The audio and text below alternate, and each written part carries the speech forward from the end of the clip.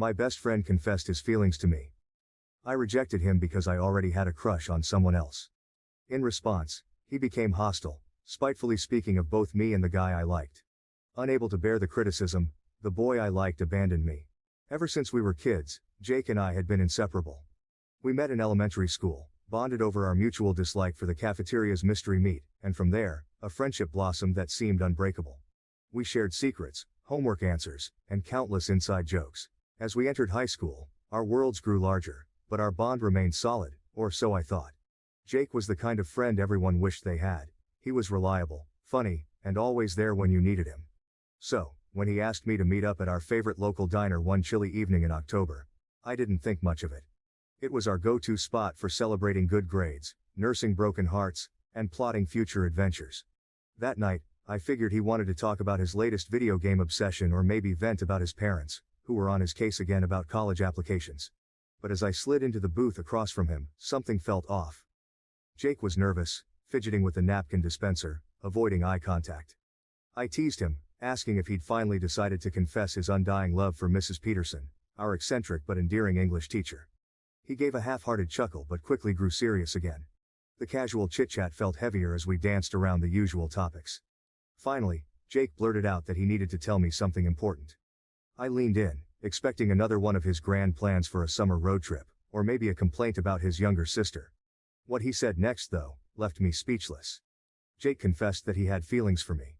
Not just the kind of fleeting crushes we'd laughed about over the years, but real, deep feelings. He'd been holding on to them for a while, he said, afraid of what admitting them might do to our friendship. I sat there, my heart pounding, my mind racing. This was Jake, my best friend since the 3rd grade. The thought of him seeing me in that way had never crossed my mind. Sure, I cared about him deeply, but only as a friend. And there was another reason I couldn't return his feelings. I had a crush on someone else, a guy from my art class named Tyler, who was 20 and had the most amazing talent for photography. Rejecting Jake was one of the hardest things I've ever had to do. I tried to let him down gently, explaining my feelings for Tyler and how I didn't want to ruin the special friendship Jake and I shared.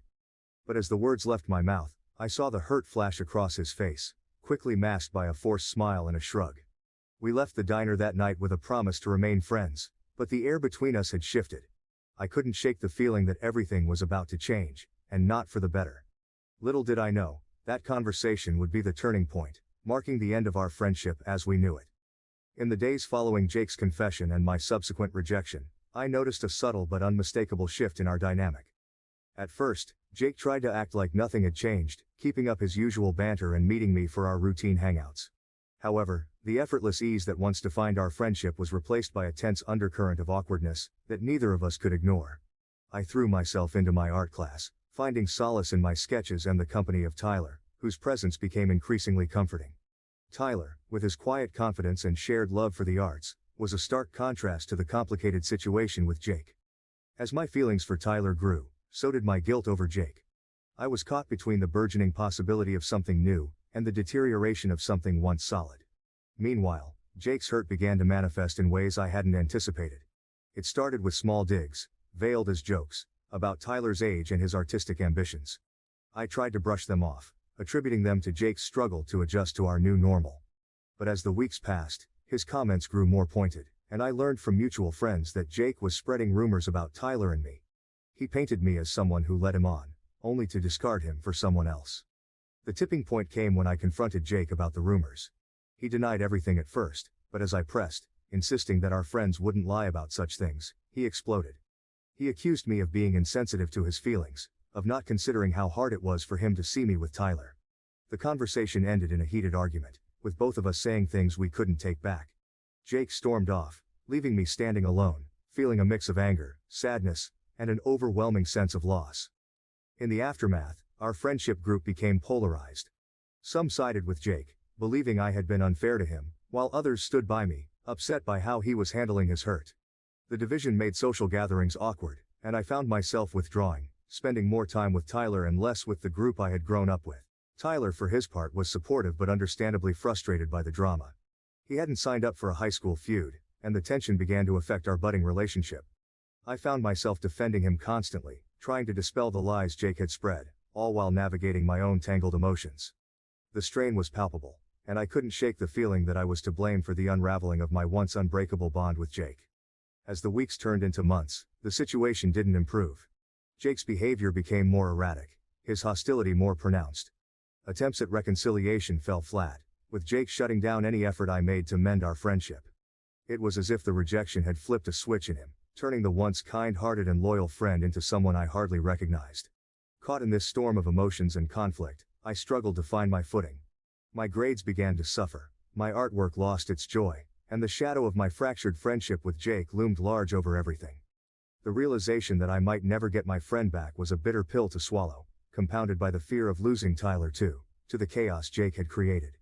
In the heart of the turmoil, a rumor that Jake had started about me being a two-timer, an insinuation that I was leading multiple guys on, was the final straw. The phrase, so juvenile yet laden with judgment, spread through our circle with surprising speed, tainting the image I had worked so hard to maintain as someone straightforward and sincere in my dealings. Confronting Jake about this particular rumor was harder than anything I'd faced before. The air between us crackled with tension as I approached him, my heart hammering against my ribcage, anger and hurt battling for dominance. The accusation was not just a blow to my reputation, it felt like a direct attack on my character, and from someone who had known me better than anyone else. "Jake, we need to talk," I said, trying to keep my voice steady despite the storm of emotions brewing inside me. He looked at me, the flicker of defiance in his eyes quickly masked by a semblance of indifference. "About what?" he asked, though the guilty shift in his gaze told me he knew exactly what the issue was. "About what you've been saying, about me being a fisherman." I spat the word out like it was poison. "You know that's not true. You know me." For a moment, there was a flash of the old Jake, the one who would have never entertained the thought of hurting me, but it vanished as quickly as it appeared, replaced by a cold, hard mask. "Maybe I thought I did," he said, his voice laced with bitterness. "But I guess people change, or maybe they just reveal who they really are." The conversation spiraled from there, voices raised, words we could never take back hurled like weapons. The hurt from his rejection, the frustration with my feelings for Tyler, and the pain of watching our friendship disintegrate exploded into a cacophony of anger and betrayal. In the end, there were no winners, just two people standing amidst the wreckage of a friendship that had once meant everything.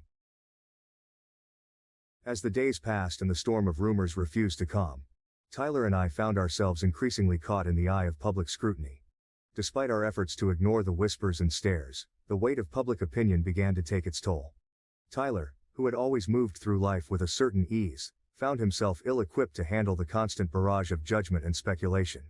One evening, as we sat in the dim light of my small studio apartment, surrounded by my latest artworks, the tension that had been building between us finally reached its breaking point. Tyler, his usually calm demeanor frayed at the edges, voiced the fear and frustration that had been brewing in silence. "I can't do this anymore," he said, his voice barely above a whisper but carrying the weight of a final verdict. "It's not just about us anymore, it's about this circus around us. I thought I could handle it, but I can't."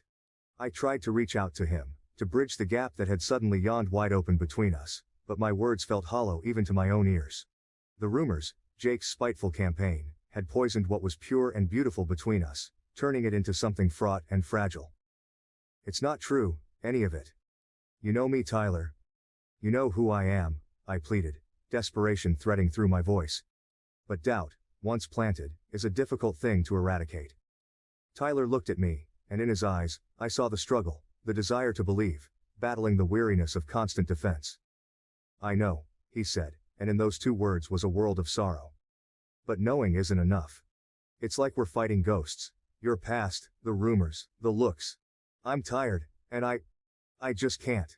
With that, he stood up, and with every step he took away from me, the future I had envisioned with him crumbled into dust.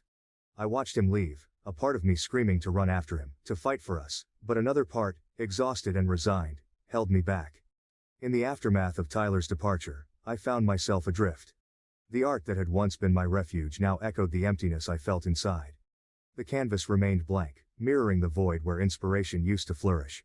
I had lost Jake, my best friend, because of a truth I had stood by, and now I had lost Tyler, the one I loved, to lies I had no control over. The journey from that point was slow and solitary. I learned to find solace in the silence, to appreciate the solitude that allowed me to reflect and heal. My art evolved, no longer just an escape but a way to process and to express the myriad emotions that the ordeal had stirred within me. As the final chapter of this turbulent period of my life came to a close, I found myself alone, grappling with a pain so profound it threatened to consume me entirely. Tyler's departure had left a void in my life that seemed insurmountable, a constant reminder of the cost of truth and the destructive power of rumors. The absence of his presence, once a source of joy and inspiration, now felt like a wound that refused to heal. The studio apartment, once filled with laughter and the promise of shared dreams, echoed with the silence of loss. My art, a reflection of my inner turmoil, became darker, the strokes on the canvas more frantic, as if trying to exorcise the demons of betrayal and abandonment. In the depths of my despair I reached out, seeking solace in the shared wisdom of others who had navigated the treacherous waters of heartbreak and emerged on the other side. I poured my heart out on forums, in letters to unseen friends, and in late-night conversations with anyone who would listen. The question that burned within me was simple yet profound. How do you move forward when the past clings to you like a shadow? And so, I stand at the crossroads of my own making, drowning in a pain that is both a burden and a teacher. I reach out to you, to anyone who has felt the sting of betrayal, the ache of lost love, and the weight of a world turned upside down. How did you find your way back to the surface? How did you learn to breathe again, to find joy in the sunrise, to see beauty in the broken? Finally, I want to extend my sincerest thanks to all of you who have taken the time to share your stories on Reddit. Please continue to journey with us, share your experiences, and together, let's create memorable moments. Turmoil became darker, the strokes on the canvas more frantic, as if trying to exorcise the demons of betrayal and abandonment. In the depths of my despair I reached out, seeking solace in the shared wisdom of others who had navigated the treacherous waters of heartbreak and emerged on the other side. I poured my heart out on forums, in letters to unseen friends, and in late-night conversations with anyone who would listen. The question that burned within me was simple yet profound. How do you move forward when the past clings to you like a shadow? And so, I stand at the crossroads of my own making, drowning in a pain that is both a burden and a teacher. I reach out to you, to anyone who has felt the sting of betrayal, the ache of lost love, and the weight of a world turned upside down. How did you find your way back to the surface? How did you learn to breathe again, to find joy in the sunrise, to see beauty in the broken? Finally, I want to extend my sincerest thanks to all of you who have taken the time to share your stories on Reddit. Please continue to journey with us, share your experiences, and together, let's create memories.